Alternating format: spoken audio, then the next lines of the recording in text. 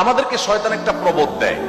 এই ভিডিওগুলো আমরা দেখি ফেসবুক, ইউটিউব, আর স্কিপ করে চলে যাই, উপরের দিকে টেনে আমরা স্ক্রল করে চলে যাই। শয়তান আমাদেরকে বলে, তোমার কি করার আছে, তুমি একটা সামান্য, একে তো বাংলাদেশ মতো একটা ছোট্ট দুর্বল দেশ, আবার সে দেশের একজন অতি সাধারণ একজন নাগরিক, একজন নগণ্য মানুষ, তুমি এই আন্তর্জাতিক সমস্যার সমাধান করার মতো ক্ষমতা তোমার হাতে নাই, তোমার কি করার আছে? সো তুমি একটু আল্লাহর কাছে দোয়া করো, বাস। আমি একটু দোয়া করে ওটাকে স্কিপ করে আর একটা ঝাঁকানাকা কোনো ভিডিওতে আমি ডুবে যাচ্ছি। এই না আমাদের অবস্থা? আসলে কি তাই? আমি তো তা মনে করি না। এটা শয়তান আপনাকে মিথ্যা কথা বলে, আপনাকে মিথ্যা সান্ত্বনা দেয়। শয়তান বলে তোমার কিচ্ছু করার নেই। কে বলেছে আপনার কিছু করার নেই? আপনার যে কত কিছু করার আছে সেটা আপনি নিজেও ভাবেন নাই। আল্লাহ তাআলা আপনাকে জিজ্ঞাসা করবেন না তুমি সেখানে সামরিক শক্তি কেন পাঠাও না, কারণ সামরিক শক্তি আপনার হাতে নাই। আল্লাহ আপনাকে এটা জিজ্ঞেস করবেন না। আল্লাহ আপনাকে বলবেন না তুমি মানবিক সহায়তা নিয়ে শত শত হাজার হাজার টন কেন খাবার পাঠাও নাই সেখানে, কারণ এই ক্ষমতা আপনার হাতে নাই। আল্লাহ এটা জিজ্ঞেস করবেন না। আল্লাহ জিজ্ঞাসা করবেন তোমার হাতে একটা ইহুদি পণ্য তোমার বাসায়, তোমার টয়লেটে, তোমার বেডরুমে, তোমার প্রত্যেকটা জায়গা, কখনো সাবানের নামে, কখনো শ্যাম্পুর নামে, কখনো লোশনের নামে, কখনো চকলেটের নামে, কখনো ড্রিঙ্কসের নামে, কখনো রেস্টুরেন্টের ফাস্ট ফুডের নামে, তোমার বাসার প্রতিটা কক্ষে কক্ষে, প্রতিটা টয়লেটে তাদের পণ্যগুলো শোভা পেয়েছে। এই পণ্য বেচা টাকা দিয়ে তারা বোমা হামলা করে মানুষ মেরেছে। তুমি শুধুমাত্র তাদের প্রতি সিম্পেথি দেখাতে পারতে, সেটা তো দূরের কথা, উল্টো বরং তুমি সেই বোমা হামলার সঙ্গে জড়িত। তুমি জেনে হোক আর না জেনে হোক, তুমি বুঝে হোক আর না বুঝে হোক, তুমি কিন্তু সেই বোমা হামলার সাথে জড়িত।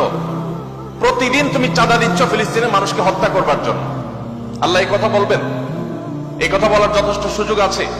প্রতিদিন আপনি চাঁদা দিচ্ছেন।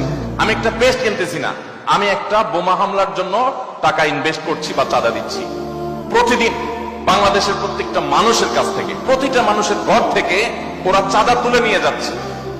আপনি মনে করছেন মুদি দোকানে গিয়ে আমি মালামাল কিনে আনছি। আল্লাহর কসম করে বলছি এটা মালামাল কিনা না। এটা আপনি দেখছেন মালামাল কিনা, আমি এটাকে মালামাল কিনা দেখছি না। আপনি দেখছেন আপনি পেপসি বা কোকা কোলা বা সফট ড্রিঙ্কস এদের যেগুলো আছে সেগুলো আপনি ডক ডক করে গিলছেন। আমি দেখছি সেগুলা লাল কালারের ওই পেপসি না, এগুলো হলো ফিলিস্তিনের মানুষের রক্ত। আপনি দেখছেন সেগুলো হয়তো কোক, আমি দেখছি সেগুলো রক্ত।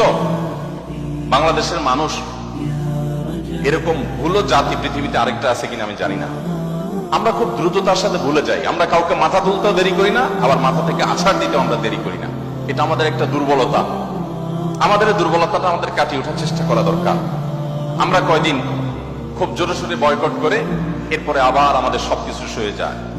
এক ভাই খুব চমৎকার বলেছেন, আমরা মানিয়ে নিয়েছি শোক, আবার উদরে ঢালছি ক্ষোভ।